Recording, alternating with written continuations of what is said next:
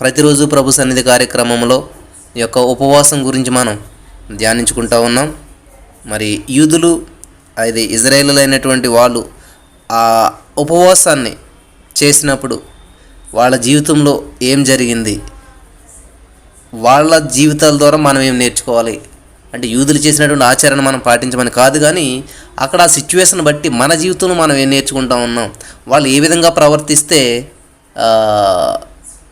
దేవుని యొక్క ఉగ్రత నుంచి తప్పించుకోగలిగారు, దేవుని కరుణ పొందుకోగలిగారు. కాబట్టి మనం వాళ్ళ నుంచి ఏమైనా నేర్చుకోదగ్గది ఉన్నదా అనేటువంటి విషయాన్ని మనం ఇక్కడ ధ్యానం చేసుకుంటూ వస్తూ ఉన్నాం.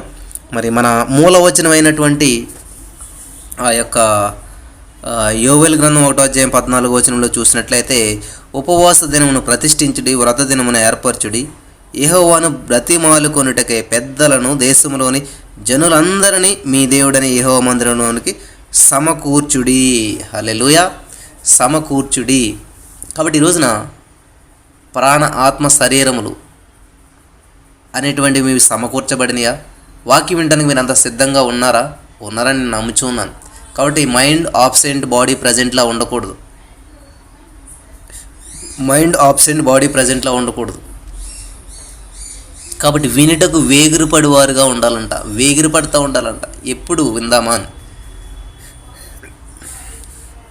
దేవుడి మీద ఎప్పుడైతే ఆసక్తి ఉంటుందో మనకి, ఆ ఆసక్తి ఉన్నప్పుడు మనకి వినుటకు వేగిరపడుతూ ఉంటామంట. హల్లెలూయా. ఇక్కడ సమకూర్పు అనేది చాలా ఇంపార్టెంట్ అన్నమాట. ఎక్కడ సమకూర్చబడాలి? యెహోవా మందిరంలో. ఏమి సమకూర్చబడాలి?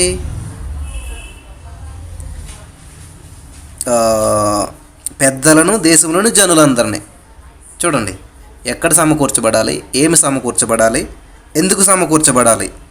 యెహోవాను బ్రతిమాలుకొనుటకై. ఏం చేసి సమకూర్చబడాలి? వ్రత దినము, ప్రతిష్ఠ దినము, ఉపవాస దినము. చూసారా?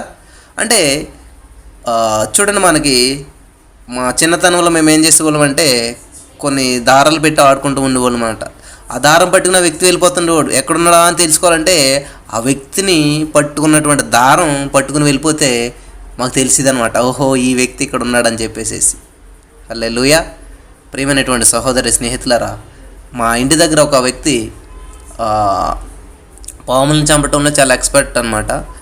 ఆ పాము వెళ్ళిపోయింది లోపల కన్నంలోకి, దాన్ని పట్టడం కష్టమని చాలా తవ్వితో వదిలేస్తే ఆయన ఏం చేశాడంటే ఒక చిన్న సన్నపాటి ఒక కర్ర లాంటిది అన్నమాట, స్మాల్, చాలా సన్నపడిది.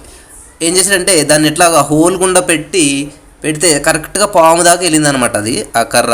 అప్పుడు ఏం చేశాడు, అక్కడి నుంచి తవ్వుకుంటూ వెళ్తే ఎంత లోపల మెలికలు తిరిగి ఎంత లోపలికి వెళ్ళిపోయినటువంటి ఆ కన్నంలోకి వెళ్ళిపోయినటువంటి ఆ పాముని ఈజీగా అది చంపేయటం జరిగిందనమాట. ఇవన్నీ నేను ఎందుకు చెప్తా ఉన్నానంటే, ఇక్కడ మనం ఈ వచనంలో చాలా అంతరార్థం దాగి ఉన్నది. మనకు చూసి సమకూర్పు, మనంతా సమకూర్పు వరకు ప్రార్థన చేస్తాం. ప్రభా మా పిల్ల వివాహం కొరకు సమకూర్పుని దయచేయి, లేకపోతే మా ఇంట్లో డబ్బులు లేవు సమకూర్పుని దయచేయి, మరి సమకూర్చి జరిపించండి అన్నీ, సమస్తం సమకూర్చి జరుగుతాయని వాక్యం కూడా సెలవిస్తుంది కదా దేవా. కాబట్టి ఇవన్నీ సమకూర్చి అంటుంటాం. ఈ సమకూర్పు అనేది అసలు ఎక్కడి నుంచి ప్రారంభమవుతూ ఉన్నది అని అంటే ఉపవాసం అని అంటే ఏం చేస్తామంటే వండుకోవటం మానేస్తాం, తింటాం మానేస్తాం. ఇదే ఉపవాసం అనుకుంటుంటాం మనం అందరం. కాబట్టి అందుకే ఈ యొక్క యూదులు చేసినటువంటి ఉపవాసం మనకు ఒక ఆచారంగా మారిపోకూడదు. కాబట్టి ఇది ఆచారంగా ఉపవాసం అంటే భోజనం మానేసి కూర్చోవటం అనుకుంటుంటారు చాలామంది. కాబట్టి ఉపవాసం అంటే దేవునితో సహవాసము అని చాలాసార్లు చెప్తూ వచ్చాను మీకు. కాబట్టి దేవునితో సహవాసం చేసేటప్పుడు చూడండి, ఫర్ ఎగ్జాంపుల్ మనం ఒక సీఎం గారితో అపాయింట్మెంట్ తీసుకున్నాం, ఒక సీఎం గారితో సహవాసం చేయవలసినటువంటి అవసరత ఏర్పడింది. మీరేం చేస్తారు? మంచిగా డ్రెస్అప్ అవుతారు. ఈవెన్ ఒక ఫోన్ కానీ లేకపోతే అసలు ఏమి తీసుకెళ్ళకుండా అన్ని పక్కన పెడతారు.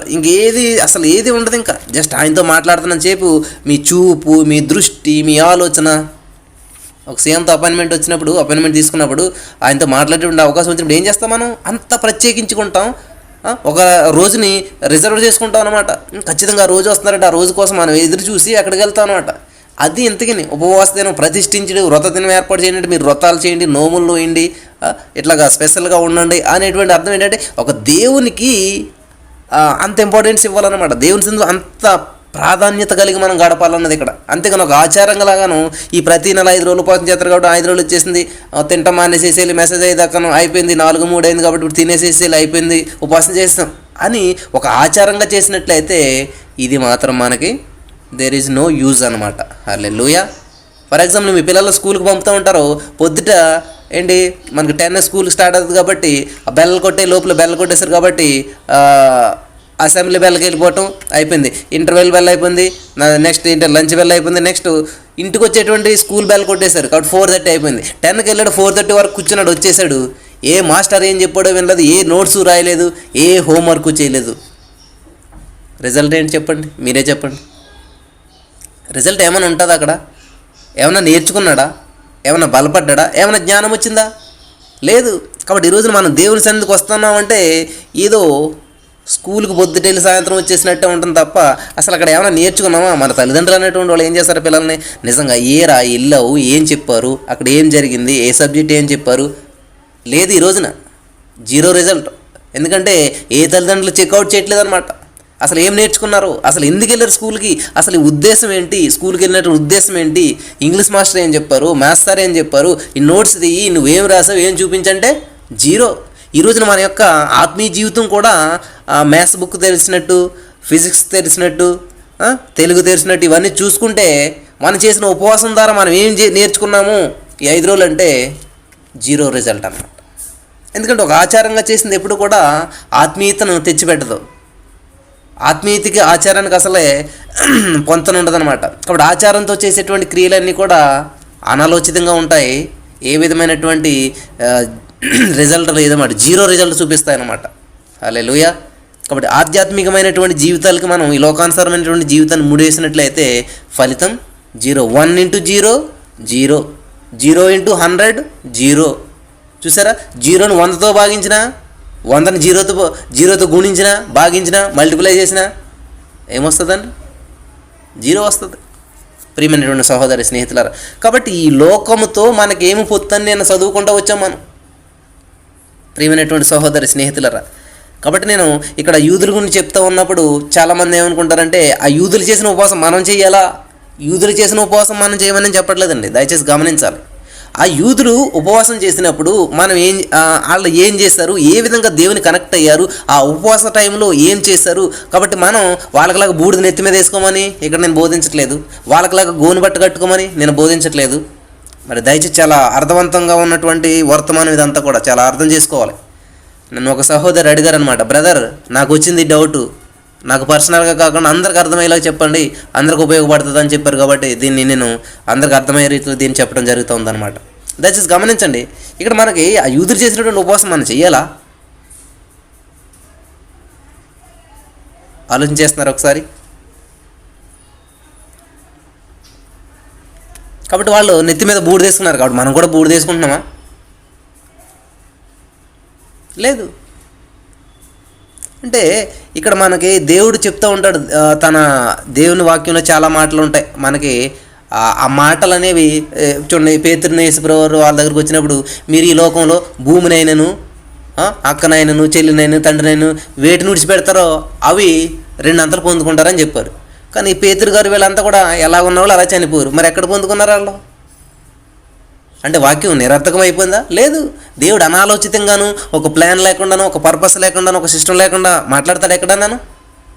లేదు. ఆయన మాట్లాడాడంటే ఖచ్చితంగా దానికి ఒక అర్థం ఉంటుంది. అది అవును ఆమెను అన్నట్టుగానే ఉంటుంది, కానీ ఎక్కడ కూడా డిస్టర్బ్ అయినట్టు కానీ, ఎక్కడ కూడా అది మిస్ అయిపోయినట్టు కానీ, అక్షరంలో దేవుడు మాట చెప్తాడు, ఆకాశము భూమి గతించిపోతుందంట. కానీ ఇది ఈ దీంట్లో రాయబడినటువంటిది ఒక సున్నైనను పొల్లైనను తొలగిపోదు అంట. హల్లెలూయా. కాబట్టి దేవుడు మాట్లాడేటువంటి మాట ఎప్పుడు కూడా రిలవెంట్గా, పరలోకానికి రిలవెంట్గా ఉంటుంది. కాబట్టి దాన్ని మనం నేచురల్ ఐస్తో చూసినట్లయితే కనిపించదంట. మనకి ఎఫ్ఎస్సి పత్రికలు అనుకుంటాను 3:20 ఎక్కడ ఉంటుంది ఒక మాట చక్కగా, ఏంటంటే ఆయన మన కొరకు సిద్ధపరిచినవి కంటికి కనబడలేదు, మనుషు హృదయానికి గోచరం కాలేదు, చెవికి వినబడలేదు. చూడండి, మరి ఆ వాక్యం చూసినట్లయితే చాలా స్పష్టంగా తెలుస్తుంది అనమాట. కాబట్టి మన వాక్యాన్ని ధ్యానిస్తూ ఉన్నప్పుడు యూదులు ఏం చేశారు, మనం అది చేయాలి అన్నటువంటి మీనింగ్ కాదు ఇక్కడ. దాంట్లోంచి మనం ఏం నేర్చుకుంటా ఉన్నాం. నాకు ఒక పెద్ద ఆమె, వయసులో పెద్ద ఆమె, జీవితం అంటే ఏంటి అని చెప్పింది అన్నమాట. ఒక ఎగ్జాంపుల్ చెప్పింది. ఏమీ లేదు, జీవితం అంటే ఏమీ లేదు, నీ ఎదుట జీవిస్తున్నటువంటి ఒక నలుగురు వ్యక్తుల్ని చూసుకో. ఆ నలుగురు వ్యక్తుల జీవితాల్లో సక్సెస్ అయిన వాళ్ళు ఉంటారు, ఓడిపోయిన వాళ్ళు ఉంటారు. అందులో నలుగురికి కూడా సమస్యలు వస్తాయి, అందులో నలుగురు కూడా ఓడిపోతూ ఉంటారు, నెగ్గుతూ ఉంటారు. వీళ్ళు నలుగురు. కాబట్టి ఈ నలుగురు ఒక వ్యక్తికి సమస్య వచ్చినప్పుడు ఎలా రియాక్ట్ అవుతున్నాడు, ఎలా రియాక్ట్ అయితే సమస్యలు ఓడిపోయాడు, ఎలా రియాక్ట్ అయితే సమస్యలు నెగ్గాడు, అంతే లాజిక్ అని చెప్పింది ఆవిడ. నిజంగా కూడా మనకి ఏ సమస్య అయినా కూడా ఈ లోకంలో ఎవరికి రానటువంటి సమస్య మనకు వచ్చిందని ఎక్కడైనా చరిత్రలో ఉందా? లేదు. ఫైనాన్షియల్ ప్రాబ్లం ప్రపంచంలో అందరికి వచ్చేటువంటి ప్రాబ్లమే, అనారోగ్య ప్రాబ్లం ప్రపంచంలో అందరికి వచ్చే ప్రాబ్లమే, ఇంకేమిటి నిరుద్యోగ సమస్య. కాబట్టి అటువంటి సమస్యను ఎవరు ఓవర్కమ్ చేశారు, ఎలా ఓవర్కమ్ చేశారు? అటువంటి సమస్యను అందులోనే ఉండిపోయి అలాగా అదే సమస్యలో అనుభవిస్తూ ఉన్నారు. ఎందుకని అలాగ అనుభవిస్తున్నారు? మీరు అనాలిసిస్ చేసుకుంటే లైఫ్ని ఈజీగా మనం ముందుకు తీసుకెళ్ళిపోవచ్చు అంట. దేవునికి స్తోత్రం. ప్రియమైనటువంటి సహోదరి స్నేహితులారా, నేను ఇవన్నీ ఎందుకు చెప్తూ ఉన్నానంటే, బైబిల్ గ్రంథంలో దేవుడు ఎందుకని రాసి పెట్టాడంటే, సంసోన్ చూడరా బాబు ఎంత అభిషేకాన్ని ఇచ్చాను, కానీ ఏం చేశాడు? దెలీలా ఒళ్ళో పడుకుని అభిషేకాన్ని అంతా పోగొట్టుకున్నాడో, కాబట్టి నువ్వు సంసోన్లాగా ఉండకు. అంతేకాదు, సంసోన్ గురించి మనం ధ్యానం చేస్తున్నప్పుడు మనం ఏం నేర్చుకుంటాం? సంసోన్లాగా ఉండటానికి, సంసోన్లాగా బలంగా ఉండాలని, అదే మనం నేర్చుకోము ఎప్పుడు కూడా. ఆ సంసోన్ నుంచి మనం ఏం నేర్చుకుంటాం? వావ్, దేవుడు ఎంత అభిషేకాన్ని ఇస్తాడో, ఎంత గొప్ప వ్యక్తి అయినా కూడా దేవునికి వ్యతిరేకంగా జీవించినప్పుడు, దేవుని సన్నిధి నుంచి దూరమైనప్పుడు అభిషేకం అనేది అతని మీద పనిచేయదు. చూసారా నా ప్రియమైనటువంటి సహోదరి స్నేహితులారా? కాబట్టి వాక్యం చదువుతున్నప్పుడు మనం ఏం అర్థం చేసుకుంటాం అంటే, ఇది ఒక ఆచారము, ఇది ఒక పద్ధతి, ఇది మనం చెయ్యాలా, ఇది మనం పాటించాలా, పాటించకూడదా? దయచేసి మీకు ఎవరికైనా గుర్తుండేది చూడండి, ఆయన మన కొరకు ఏమి సిద్ధపరిచినో అవికి కంటికి కనపడలేదు, చెవికి వినపడలేదు, మనిషి హృదయానికి గోచరం కాలేదని ఒక అద్భుతమైనటువంటి మాట ఉంటుంది. మరి అది చూస్తే బాగుంటుందని నేను అనుకుంటా ఉన్నాను. దేనికి స్తోత్రం కలుగును గాక. Hallelujah, hallelujah, thank you Jesus. Hallelujah, hallelujah, వందనాలు యేసయ్యా. Thank you Jesus, thank you lord.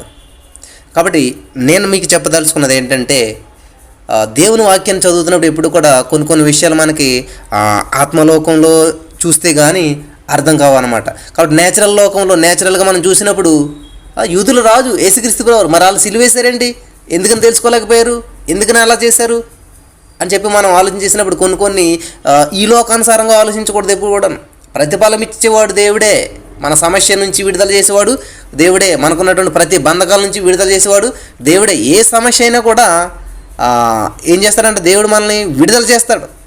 మరి మనం ఆ విడుదల చేసేటువంటి దేవునికి అవకాశాన్ని ఇవ్వగలుగుతున్నామా?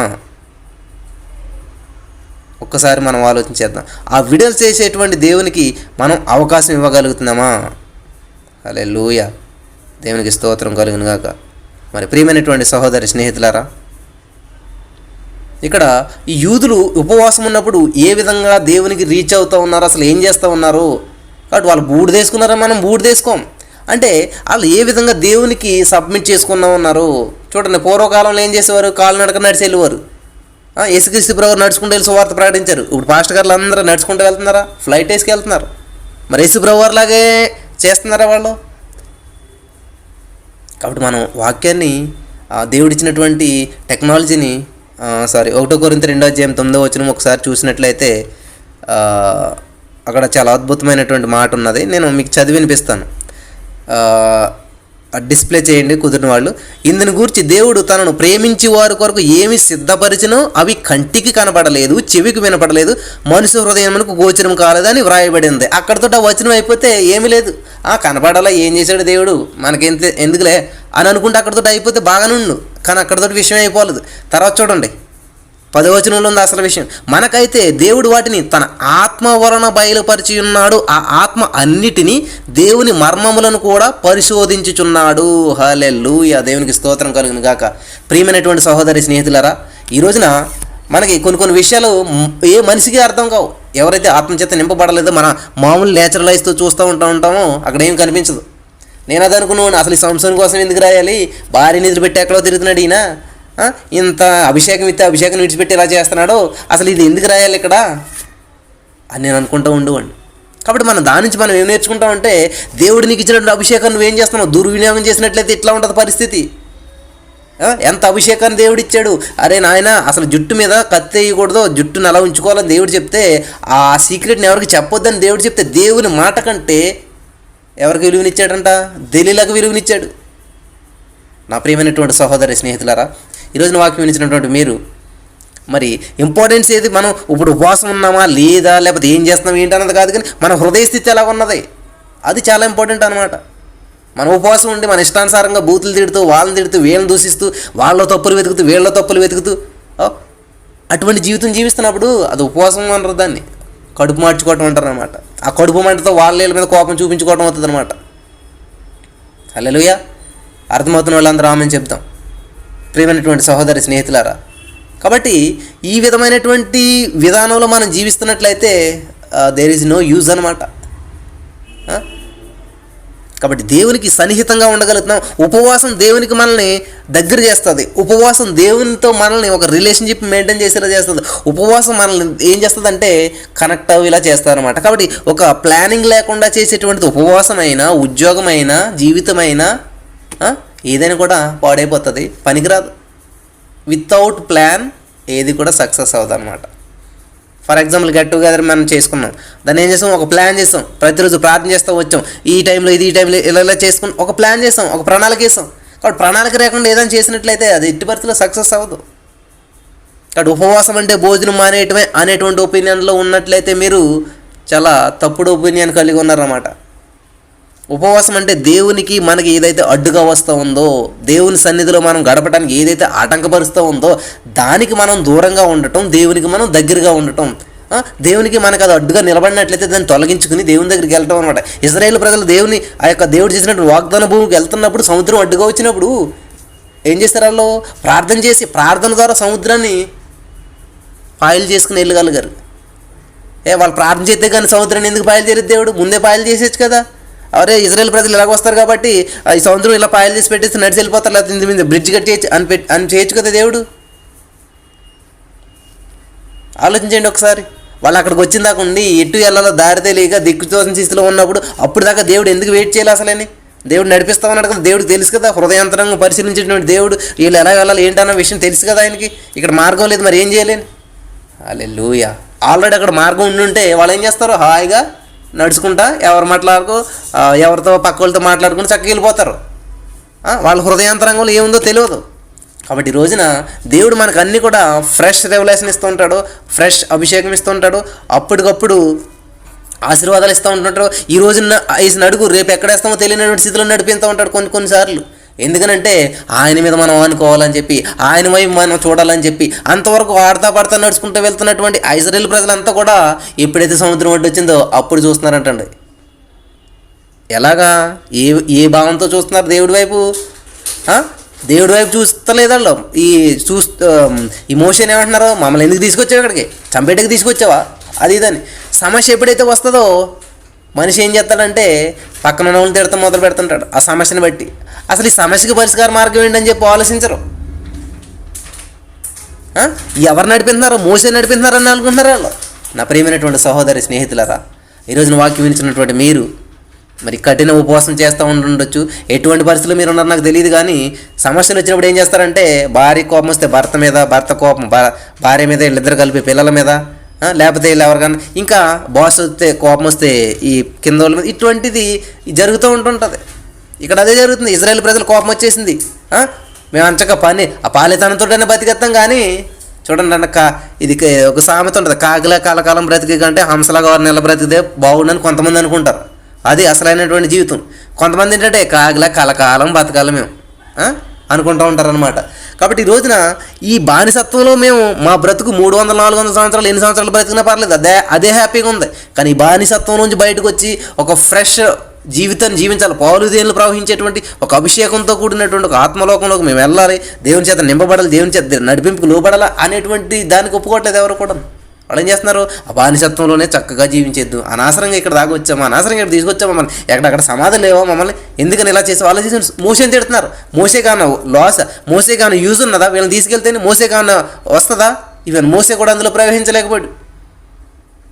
ఒకసారి గమనించాలి ప్రియమైనటువంటి వారులారా, మనల్ని నడిపిస్తున్న వాళ్ళు ఒక పని చేస్తున్నప్పుడు మనకి మేలు జరిగితే వాళ్ళని గుర్తు చేసుకొని మర్చిపోతాం. ఏమాత్రం కీడు జరిగినా వెంటనే వాళ్ళ మీదకి వెళ్ళిపోతుంటాం.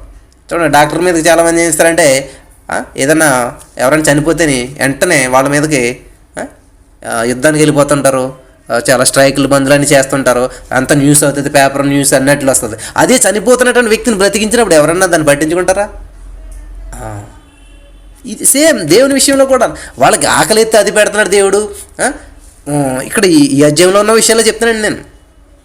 మన్నాను కురిపిస్తున్నాడు, బండలోంచి నీళ్ళు ఇస్తున్నాడు.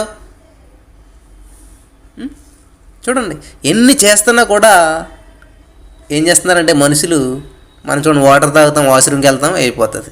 అట్లాగే ఏం చేస్తున్నారు, దేవుడు ఇచ్చినటువంటి అద్భుతాన్ని ఆస్వాదిస్తున్నారని విడిచిపెట్టేస్తున్నారు, ఆస్వాదిస్తున్నారని విడిచిపెట్టేస్తామన్నారు. హల్లెలూయా. కాబట్టి ఇక్కడ మనకి ఎలా తెలుస్తాయంటండి దేవుడు ఏం చేశాడు, మనకి ఏమి దాచించాడు? తన ప్రేమించి వారి కొరకు ఏమి సిద్ధపరిచినవి కంటికి కనబడలేదు, చెవికి వినబడలేదు, మనుష్య హృదయమునకు గోచరము కాలేదు. కాబట్టి మనకు అర్థం కాదు అసలు ఏం జరుగుతుందో ఏంటన్నది కొన్నిసార్లు. కానీ ఎవరికి అర్థమవుతుందంట? మనకైతే దేవుడు వాటిని తన ఆత్మ వలన బయలుపరిచి ఉన్నాడు. ఆ ఆత్మ అన్నిటినీ దేవుని మర్మములను కూడా పరిశోధించుచున్నాడు. హల్లెలూయా. 11వ వచనం చూడండి, ఒక మనిషిని సంగతులు అతనిలోనున్న మనుష్యాత్మకే గాని మనుషులలో మరి ఎవనికి తెలియను. అలాగే దేవుని సంగతులు దేవుని ఆత్మకే కానీ మరి ఎవరికి తెలియవు, ఎవరికి కూడా తెలియవంట. దేవునికి స్తోత్రం. ప్రియమైనటువంటి వారలారా, ఈరోజున మరి దేవుని ఆత్మను కలిగి ఉన్నప్పుడు దేవుడు చేసేటువంటి ఆత్మకార్యాలన్నీ కూడా మనకి అర్థమవుతూ ఉంటాయి. కాబట్టి మనుష్యాత్మ కలిగి మనుషులాగా ప్రవర్తిస్తున్నప్పుడు మనుషులు ఏం చేస్తున్నారో మనుషుల విధానాలు అర్థమవుతుంటాయి. ఆత్మలోకంలో ఉన్నప్పుడు ఆత్మానుసారమైనటువంటి మనుషులు ఏం చేస్తారో, ఆత్మానుసారమైనటువంటి మనుషులు ఎలా ఆలోచిస్తారో, ఆత్మానుసారమైనటువంటి మనుషుల విధానం ఎలా ఉంటుందో మనం దాన్ని క్యాచ్ చేయగలుగుతాం. కాబట్టి ఈరోజున ఆలోచన చేసుకుంటే ఒక్కొక్కసారి ఆత్మానుసారంగా ఉంటా ఉన్నారా, మనుషుల రీతిలో ఉంటా ఉన్నారా? ఒకసారి ఆలోచన చేయండి.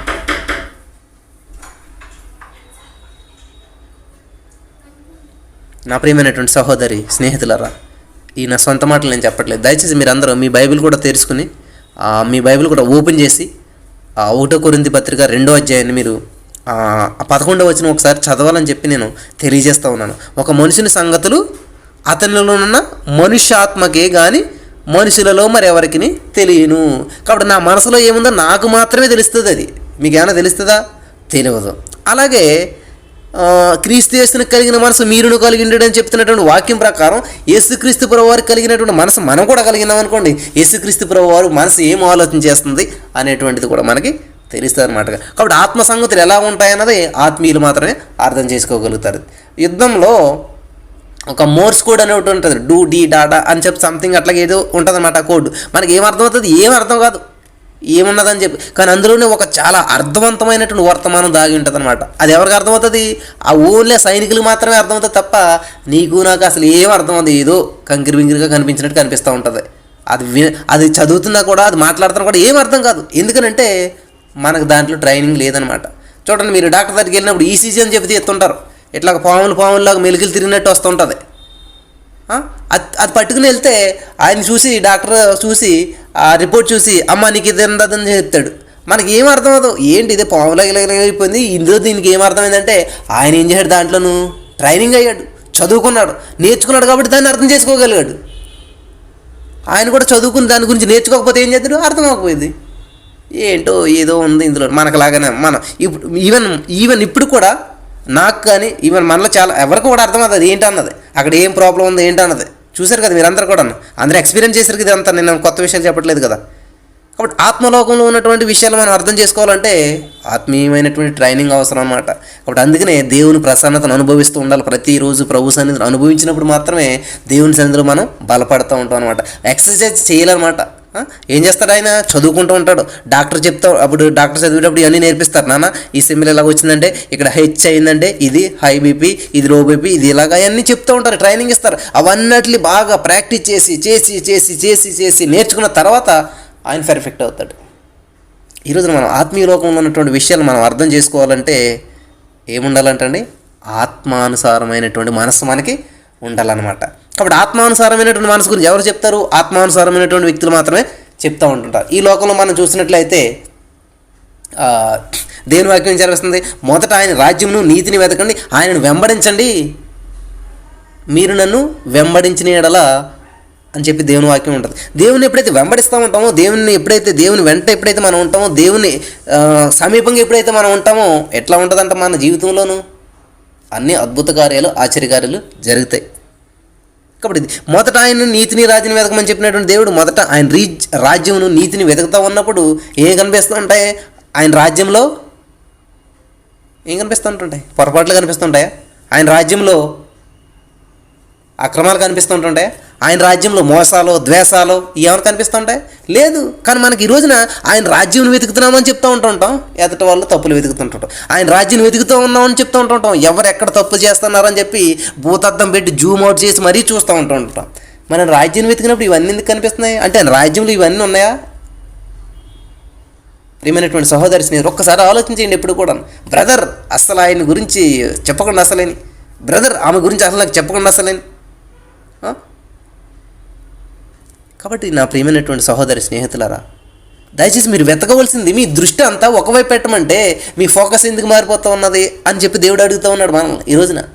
నా ప్రియమైనటువంటి బిడ్డలారా, నేను ఏం చెప్పను, ఇది వెతకందంటే మీరు అటు ఎందుకు చూస్తున్నారు, ఇటు ఎందుకు చూస్తున్నారు?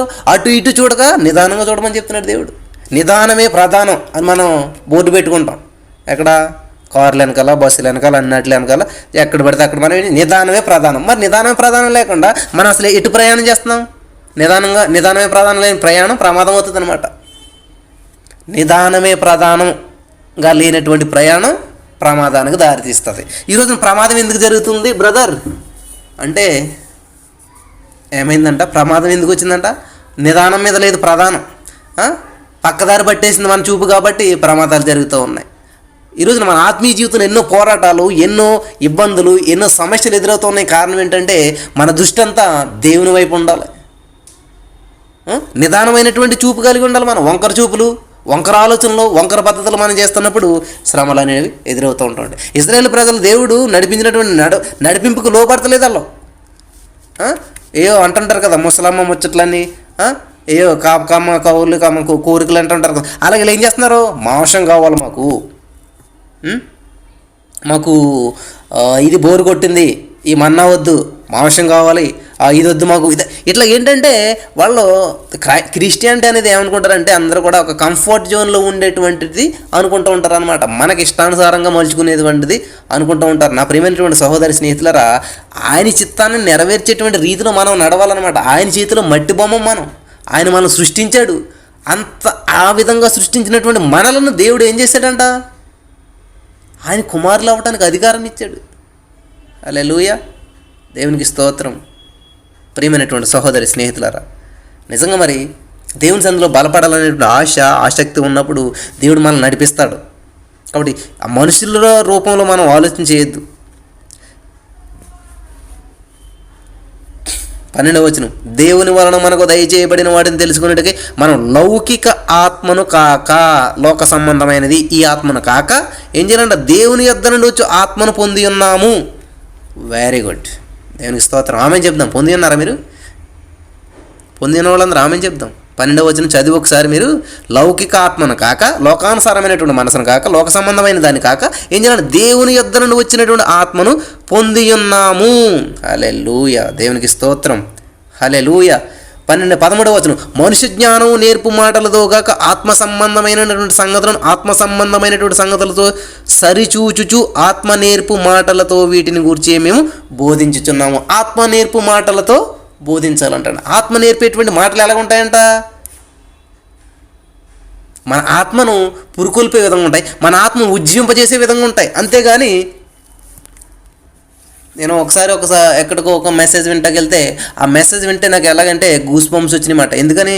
వాడిని వెళ్ళి కొట్టేసేయాలి, ఇంత మోసం చేస్తున్నారా వీళ్ళని అసలు నాశనం చేసేసేయాలి, వీళ్ళని చంపేసేయాలి అన్నటువంటి ఉద్రేకం వచ్చేసిందన్నమాట. కాబట్టి దేవుని ఆయన ఏంటి? అల్లరకర్త కాదు మొదటగాను. తర్వాత ఏంటి? ఆయన శాంతి సమాధానాలు కర్త దేవుడు. కాబట్టి నేను శాంతియుతంగా సమాధానయుతంగా వెళ్ళేలా చేసేది దేవుని వాక్యం. నీలో జీవాన్ని దేవుడి వాక్యం చెప్తుంది, నేను వెలుగై ఉన్నానని చెప్తున్నాడు. కాబట్టి నీలో వెలుగుతో నింపాలి నిన్ను. ఆ వాక్యం విన్నప్పుడు నీలో ఆత్మ వెలిగించబడాలి, నీలో నిర్జీవం పోయి ఉజ్జీవం రావాలి, నీవు దేవునికి సన్నిహితంగా అయ్యే విధంగా ఉండాలి. కాబట్టి మనలో ఉద్రేకం వచ్చేసేసి, మనలో కోపం వచ్చేసి, మనలో ద్వేషం వచ్చేసి, ఆ ఎదుటి వాళ్ళ మీద అంత అసూయ వచ్చేసినప్పుడు మనం దేవునికి దగ్గరికి వెళ్ళగలుగుతాం, దేవుని ఎలా ప్రేమించగలుగుతాం? మనం ఎదుటిగా ఉన్నటువంటి వ్యక్తే తప్పు చేస్తే మనం క్షమించలేనటువంటి స్థితిలో మనంత రోషంతో ఉన్నప్పుడు దేవుడు చెప్పాడు కదా, శత్రువుని ప్రేమించండి, హింసించే వారి కొరకు ప్రార్థన చేయండి అని. ఆ ప్రార్థన చేయటం మానేసేసి వాళ్ళ తప్పులను వెతికి వాళ్ళని దూషించి ద్వేషించి నానా విధాలు చేసేస్తూ ఉంటుంటే దేవుని దగ్గర మనం ఎలా రీచ్ అవుతూ ఉంటుంటాం? ఆ బ్రదర్ మరి ఏం చేయాలి? తప్పు చేసిన వాళ్ళు అందరూ వదిలేసేలా? You are not god. వద్దు శామ్యూల్ భట్ట గారు చెప్పిన మాట, చక్కటి మాట. మీరు ఎలా జడ్జిమెంట్ చేస్తారు? మీరేమన్నా దేవుళ్ళా? మీరు ఏమైనా చేయగలరు? ఒక తెలుపింటికి నలుపింటికైనా, నలుపింటికి తెలుపింటికి చేయగలుగుతాం మనం?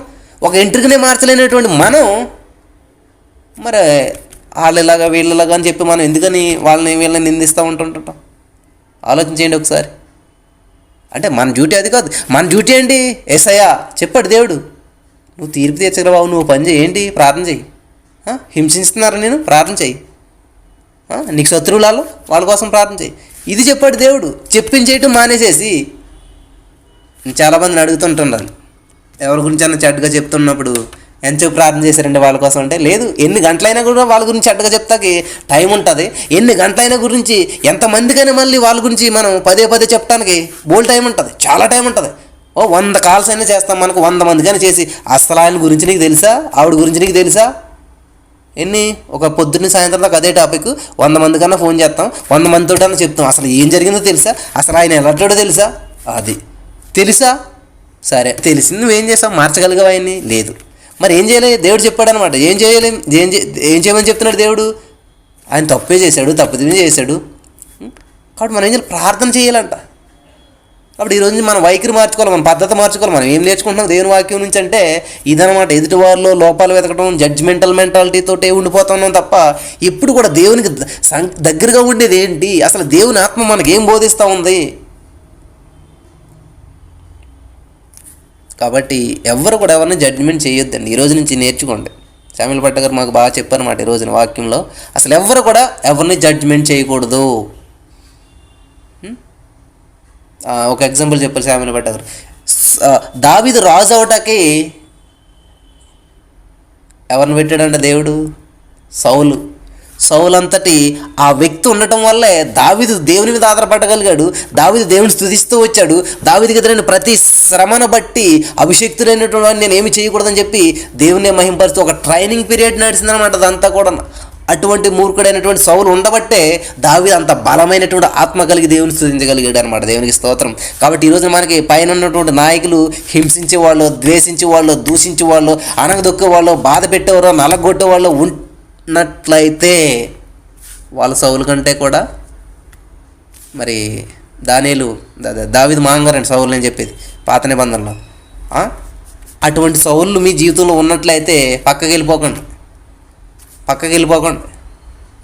దావీదు ఏం చేశాడు? ఏమీ సమాధానం చెప్పలేదు, ఏమీ ఎదిరించలేదు, ఏమీ పొరపాటు పడలేదు. దేవునికి స్తోత్రం దేవా అనుకుంటా దాన్ని ఎదుర్కొంటానే వెళ్ళాడు తప్ప ఎక్కడ కూడా ఎదుర్కోవటం అంటే ఆ సమస్యకి భయపడి పారిపోలేదు ఆయన. సౌలు రాజు గారిని ఏమి చేయలేదు ఆయన. కాబట్టి నేను ఈరోజు మన వాక్యం అంతా కూడా వేరే వేలో వెళ్ళింది, మరి అర్థమైందని చెప్పి నేను అనుకుంటా ఉన్నాను. చాలా అమూల్యమైన విషయాలు తెలియజేశాడు దేవుడు. హల్లెలూయా. కాబట్టి ఇక్కడ దేవుడు ఏం చేస్తూ ఉంటాడంటే మన చేతిలో ఏమున్నదో ఆయన తీసుకోవడం ఆయన చిత్తం కాదు, మన మనసులో ఏమున్నదో తెలుసుకోవడానికి మనల్ని దేవుడు కొన్ని పరిస్థితులు నడిపిస్తూ ఉంటుంటాడు. అబ్రహాంకి ఇచ్చినట్టే ఇచ్చి కుమారుని నాకు ఇచ్చేసే బాలి అన్నాడంటే అసలు దేవుడు ఎంత మూర్ఖుడో, అసలు దేవుడికి అసలు ఏమన్నా ఆలోచన ఉన్నదా అని అనిపిస్తుంది అందరికీ. దేవుడికి ఆలోచన ఉంది కాబట్టే, దేవుడు గొప్పవాడు కాబట్టే అది నడిపిస్తూ ఉన్నాడు అలాగా. ఆయనకి తెలియదా? అరే ఒక్కగానొక్క కొడుకుని ఇచ్చాను నేను, ఈయన బలి ఇచ్చేయమంటే బాగోదని ఆయనకి తెలియదా? మనం ఏంటంటే ప్రస్తుతమే చూస్తుంటాం. నిన్న మాట గుర్తు చేసుకున్నాం, భూత భవిష్యత్తు వర్తమాన కాలంలో ఉండేవాడు ఆయన. కాబట్టి మనం ఇప్పుడు ఇక్కడ చూడండి, ఆత్మలోకంలో ఆల్రెడీ చూడగలిగితేనే మనం అన్నీ చూడగలుగుతానమాట. అంటే మనం ఇప్పుడు పొందుకుంటున్నటువంటి స్థితి అంతా కూడా ఆత్మలోకంలో ముందే జరిగిపోతుంది. నీ తల్లి గర్భంలో రూపించబడక ముందు పోయి నేను నిన్ను చూసి ఉన్నాను అన్నాడు దేవుడు. తల్లి గర్భంలో రూపించబడక ముందే చూశాడంటే దేవుడు మరి ఈ యొక్క యాకోబు ఈ యొక్క అబ్రహాము గారు తన కుమారుడైన ఇస్సాకుని బలి ఇవ్వటానికి తీసుకెళ్తున్నాడంటే అసలు ఇదంతా కూడా ఎంత ముందు జరిగిపోయి ఉంటుంది దేవుని సన్నిధిలో. ఇదంతా కూడా ఈ ప్రణాళిక అంతా ముందే ఆయన ఎప్పుడూ చూసేసి ఉంటాడు కదా ఇదంతా కూడా. ఆయన ఇది లేదు ఏం జరుగుతుంది ఏంటన్నది. కాబట్టి మన ప్రజెంట్లో ఉన్నటువంటి మనకి ఫ్యూచర్ ఏంటో తెలియదు, ఎందుకంటే మన మనోనేత్రాలు తెరవబడలేదు కాబట్టి, మన ఆత్మలోకంలో ఏమి జరుగుతుందో తెలియదు కాబట్టి ఈ యొక్క మనోనేత్రం తెరవబడినటువంటి గురుడితనంతో మనం ఉంటూ ఈ లోకానుసారమైనటువంటి లోకజ్ఞానంతో మనం ఉంటాం కాబట్టి ఆత్మీయమైనటువంటి విషయాలు అర్థం కాక తొందరపడిపోతూ ఉంటుంటాం. మన యొక్క సహనాన్ని కోల్పోతుంటాం, మన యొక్క ఓర్పును కోల్పోతుంటుంటాం, మన యొక్క ఆత్మీయతను కాపాడుకోలేకపోతుంటుంటాం. కాబట్టి ఇవన్నీ ఎందుకు నడిపిస్తాడంటే మన మనస్సు ఎవరి మీద ఆధారపడుతుంది, మనం ఎవరిని ప్రేమిస్తూ ఉన్నాం, దేవునికి నేను చెప్తేది ఏంటంటే అక్కడ అబ్రహాం తీసుకెళ్ళినప్పుడు అదొక ఉపవాసం అని చెప్తాను నేను. ఎందుకంటే ప్రభువా నీకు నాకు మధ్య నీకంటే నా కుమారుడు నాకు ఎక్కువ కాదు కాబట్టి అవసరమైతే నా కుమారుని విడిచిపెట్టేస్తున్నాను నీకోసం అన్నాడు అక్కడ అబ్రహాం గారు. అదండి అది. మనం ఏం చేస్తాం, 10 రోజులు ఉపవాసం ఉండి ప్రభా ఒకసారి ఆలోచించిదావా, నీకు తెలిసిందా ప్రభా, ఎంత లేటుగా ఇచ్చావు నీకు తెలిసిన తండ్రి, ఎంత గల్లారముద్దుగా పెంచుకుంటున్నా నీకు తెలిసిన తండ్రి, లేక పుట్టాడు కదా తండ్రి, మరి ఏం చేయమంటావు తండ్రి, ఒకసారి ఆలోచించి తండ్రి, ఒక నిర్ణయం మార్చుకో తండ్రి. ఇట్లా మనం ఏం చేస్తాం, దేవుడిని మౌలు చేయటానికి, దేవుడు మనసును మార్చడానికి ఉపవాసంలో ఉంటుంటారు, ప్రార్థన చేస్తుంటారు చాలామంది. మరి అబ్రహాం చూసినప్పుడు అసలు ఎంత విశ్వాసం చూసారా. విశ్వాసానికి తండ్రి అంటే ఏదో కొటేషన్ కాదండి అది. ఆయన జీవితంలో నిజంగా అద్భుతమైనటువంటి అనుభవాన్ని కలిగి ఉన్నాడు. నీకంటే ఎక్కువేది కదయా. చాలామంది బాధపడుతుంటారు, దేవుడి కంటే ఎక్కువ పిల్లల్ని ప్రేమించే వాళ్ళు ఉన్నారు ఈ రోజున. చాలామంది మరి దేవుని కంటే ఎక్కువ వస్తువులను ప్రేమించే వాళ్ళు ఉన్నారు, దేవుని కంటే ఎక్కువ కుక్కలను ప్రేమించే వాళ్ళు ఉన్నారు. కాబట్టి వాటికి ఏమనైతే తట్టుకోలేరు. దయచేసి ప్రియమైనటువంటి సహోదరి స్నేహితులారా ఒకసారి ఆలోచన చేయండి. అసలు మనం ఎటువంటి భక్తిని చేస్తూ ఉన్నాం, ఎటువంటి జీవితాన్ని జీవిస్తూ ఉన్నాం, దేవునికి ఎంత సమీపంగా ఉన్నాం. మరి దేవునికి మనకి మధ్యలో అడ్డుగా వస్తుంది ఏదైనా, అడ్డుగానే కాదు ఇష్టమైంది ఏదైనా సరే దేవుని సన్నిధికి వెళ్తున్నప్పుడు అది మరి విడిచిపెడతానికి సిద్ధంగా ఉంటున్నామా మనం?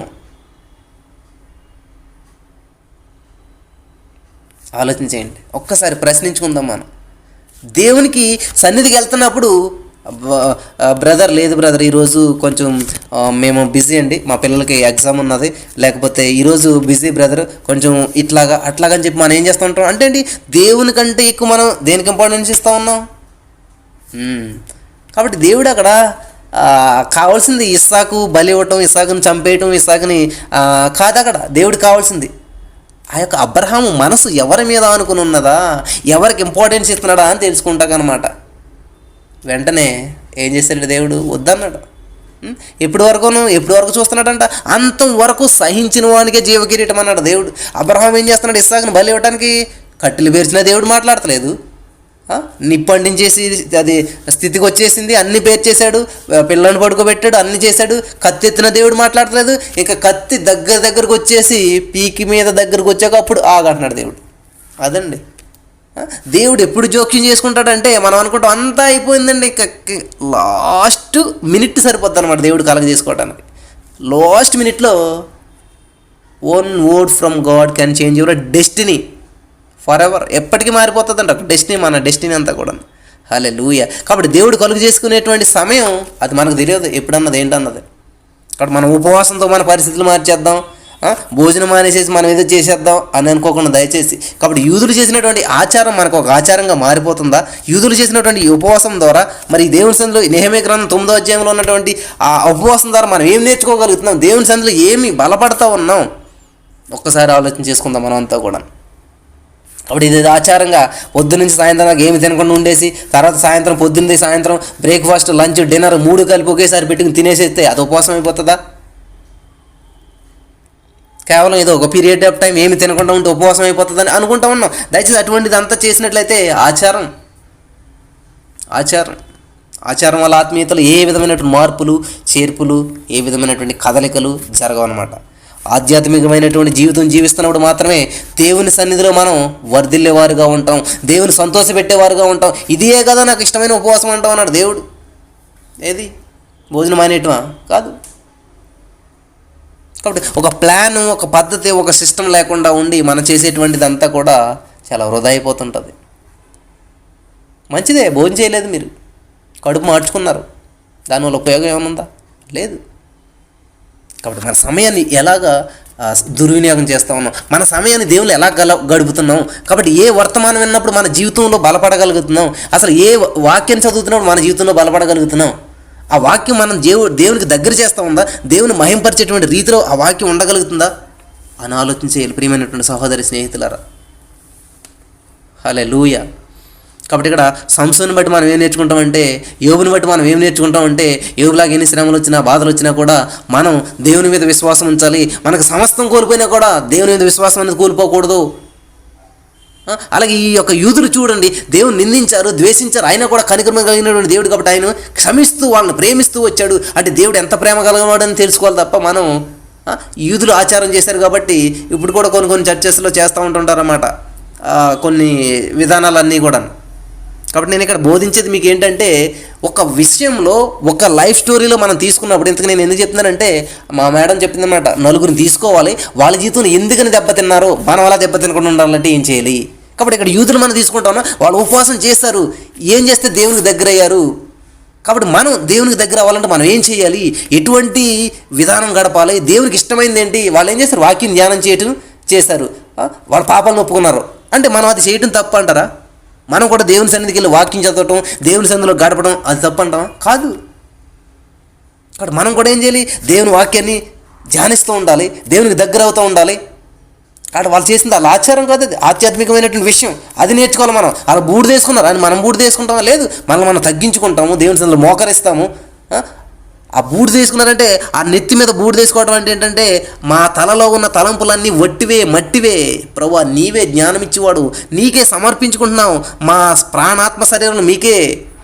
మన ప్రకటన గ్రంథం ధ్యానం చేస్తున్నప్పుడు 24 మంది పెద్దలు ఆ యొక్క తల మీద ఉన్న కిరీటం తీసి గొర్రె పిల్ల కాళ్ళ దగ్గర పెట్టారంట, యేసుక్రీస్తు ప్రభువు దగ్గర కాళ్ళ దగ్గర పెట్టారంట. అంటే ఏంటి, వాళ్ళ అంత గొప్ప అధికారం కలిగి ఉన్నారు. అక్కడ 24 మంది కుర్చీలేసి కూర్చున్నారంటే ఆ 24 మందికి ఉన్నటువంటి అధికారాన్ని, ఆఫ్టర్ ఆల్ మాకున్న అధికారం అని చెప్పి దేవుడి కాళ్ళ దగ్గర పెట్టేశారంట.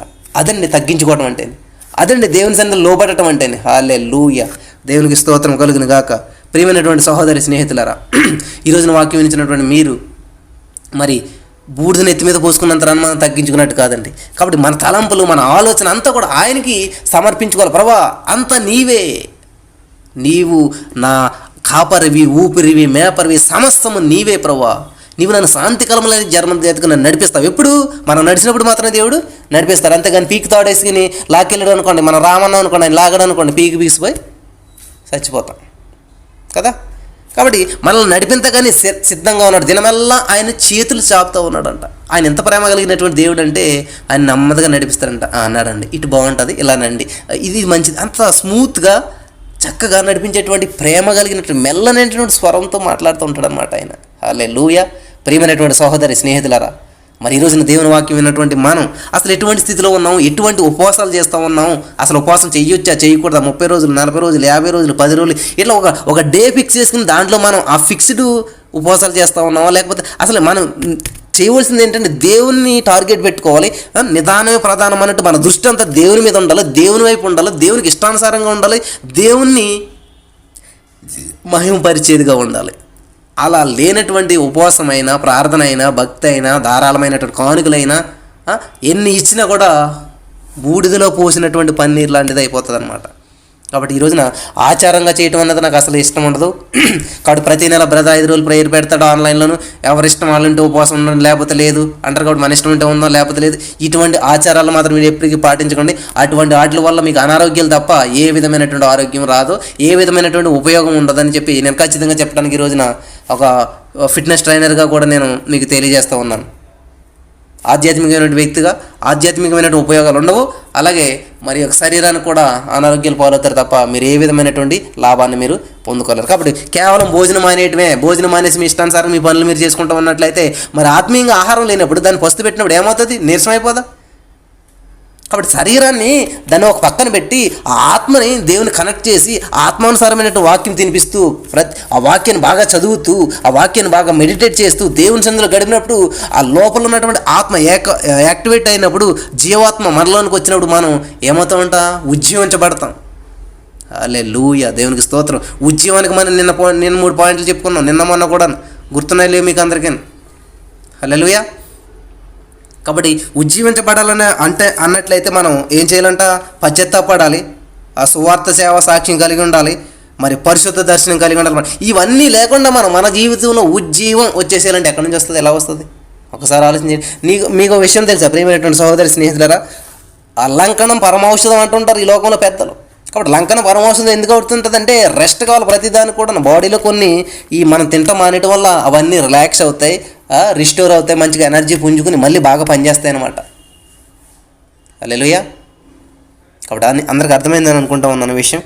కాబట్టి యూదులు చేసినటువంటి విధానంలో మనం బూడిద నెత్తి మీద పోసుకోవట్లేదు. యూదులు చేసినట్టుగా మనం గోను బట్టలు తెచ్చుకుని మనం నెత్తి మీద కప్పుకోవట్లేదు, భుజం మీద కప్పుకోవట్లేదు, మనం బట్టలు ఇప్పేసి మనం అట్లా చేయట్లేదు. కానీ అక్కడ ఉన్నటువంటి ఆత్మీయత ఏమున్నది దాన్ని బట్టి మనం ప్రభువుని మహింపరుస్తూ ఉన్నాం. కాబట్టి ఈరోజు మనం మోకరించడం అంటే ఏంటి అర్థం? అంటే 6 అడుగులు ఉన్నటువంటి మనిషి సడన్గా మోకరించేటట్టుకి ఎంత అయిపోతాడు? చిన్నడైపోతాడు. అంటే ఏంటి? దేవుని దగ్గర మనం తగ్గించుకోవటం. మోసే చేతులు పైకెత్తిన కూడా యుద్ధం నెగ్గుతుంది, చేతుల నుంచి ఎత్తి ఓడిపోతుంది. అర్థం ఏంటి? దేవుని స్తుతించినంత సేపు, దేవుని మహింపరుస్తున్నంత సేపు, దేవుని మన చేతులు ఎత్తినంత సేపు మనకి ప్రతిదీ శత్రువు మీద, శ్రమల మీద విజయం వస్తూ ఉంటుంది, జయం వస్తూ ఉంటుంది. దేవుని ఆరాధిస్తున్నంత సేపు, దేవుని మహింపరుస్తున్నంత సేపు. ఎప్పుడైతే చేతులు దించేస్తామో శత్రువు మన దగ్గరికి వచ్చేస్తున్నాడు అనమాట. హల్లెలూయా. దేవునికి స్తోత్రం కలుగును గాక. హల్లెలూయా. ప్రియమైనటువంటి సహోదరి స్నేహితులరా, మరి ఈ వారమంతా కూడా ఈ అధ్యాయం మనకు నెహెమీయా గ్రంథం 9వ అధ్యాయంతో అయిపోతూ ఉన్నది. మరి ఈరోజు మీరు ఏమైనా నేర్చుకున్నారా? బలపడ్డారా? ఒకసారి ఆత్మపరిశీలన చేసుకుందాం. ఎటువంటి జీవితాలు మనం జీవిస్తూ ఉన్నాం? మరి దేవుని నామ మహిమార్థంగా ఉన్నామా? ఏదో ఆదివారం వెళ్ళాలి కాబట్టి వెళ్తూ ఉన్నాం, మిగతా రోజులంతా కూడా బైబిల్ ఓపెన్ చేయకుండా, ఒక సాక్ష్యం లేకుండా, ఒక వాక్యం లేకుండా, ఒక పరిశుద్ధ దర్శనం లేకుండా, ఏ విధమైనటువంటి సువార్త సేవ లేకుండా మనం ఎలా గడిపేస్తూ ఉన్నాం? ఒక్కసారి మనం ఆత్మ పరిశీలన చేసుకుందాం. స్తోత్రం దేవా, ఇంతవరకు నీ బిడ్డలైనటువంటి మేము ఎంతో అమూల్యమైనటువంటి వాక్యాలు విన్నాం. మరి విన్న వాక్యం వ్యర్థం కాకుండా ప్రతి హృదయంలో నాటబడి ఫలించి అభివృద్ధి చెందినట్లు నువ్వు సహాయం చేయమని ప్రార్థన చేస్తూ ఉన్నాను తండ్రి. ఆచారంగా చేసింది ఏది కూడా నా ప్రభా ఆత్మలోకంలో చేరదు నా ప్రభా, ఆత్మీయతకు సహాయపడదు నా ప్రభా. మరి ఈరోజున అనేక మంది వాక్యాన్ని విన్నారు, అనేక మంది బలపడ్డారు నా ప్రభా, అనేక మంది ఆత్మీయ విషయాల్లో మరి ప్రభా చాలా విషయాలు తెలుసుకుంటూ ఉన్నారు. మరి నా ప్రభా నీ దగ్గరకు వచ్చినప్పుడు నా ప్రభా నువ్వు ఉన్నావని, నువ్వు ప్రతిఫలం ఇచ్చేవాడువని, నువ్వు మాట్లాడి దేవుడు అని మేము నమ్మాలని సెలవిచ్చావు. యేసు నామంలో ఈ రోజున ఎంతమంది అయితే ఈ వాక్యం విన్నారో వారందరూ నా ప్రభు బలపడుటకు కృప చూపించి బలపరచమని, స్థిరపరచమని. మరి నా ప్రభు ఏ విధమైనటువంటి ఆత్మీయ సందేహం లేకుండా ఆత్మచేత అందరూ నడిపించబడాలి నా తండ్రి. కేవలం నీవిచ్చినటువంటి అపరిశుద్ధాత్మ శక్తి చేత నడిపించబడినప్పుడే ఈ లోకంలో మన ప్రభు మా కంటికి కనపడని, హృదయానికి గోచరం కానటువంటి, చెవికి వినపడనటువంటివి ఇవన్నీ విషయాలు మేము చూడగలుగుతాం, పొందుకోగలుగుతాం నా ప్రభు మా ఆత్మలోకంలో ఇవన్నీ. కాబట్టి ప్రతివారు ఆత్మానుసారమైనటువంటి జీవితం జీవిస్తూ, నిన్ను స్తుతిస్తూ, నిన్ను మహింపరుస్తూ, నిన్ను గణపరుస్తూ జీవించే జీవితం ప్రతి ఒక్కరికి అనుగ్రహించమని, ఘనత మహిమ ప్రభావాల మీద తెచ్చుకోనమని ప్రార్థన చేస్తున్నామని తండ్రి. ఈరోజు విత్తబడినటువంటి ఈ యొక్క అమూల్యమైనటువంటి విత్తనం వాక్యం ప్రతి వారి హృదయంలో నాటబడి ఫలించి 30-60 వెయ్యంతలుగా జీవింపజేయమని ప్రార్థన చేస్తున్నాను.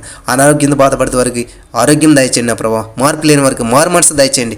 ఈ రోజు నుంచి నా ప్రభావ ఎంతమంది అయితే నిన్ను స్వీకరించలేదు ఇప్పుడైనాను వారు మారు మనసు పొంది నిన్ను రక్షకునిగా, సొంత రక్షకునిగా స్వీకరించుటకు కృప చూపించమని మా రక్షకుడు ప్రభు యేసుక్రీస్తు వారి నామమున ప్రార్థించి పొందుకొని ఉన్నాము మా పరమ తండ్రి. ఆమేన్.